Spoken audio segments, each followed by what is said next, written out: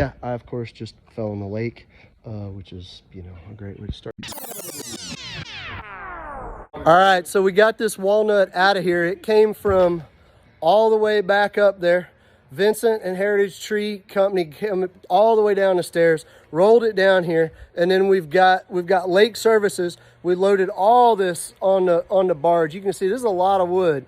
There's a lot of wood, and we're gonna make this into some beautiful stuff. Oh, it's heavy. It is heavy. It's real heavy. We know.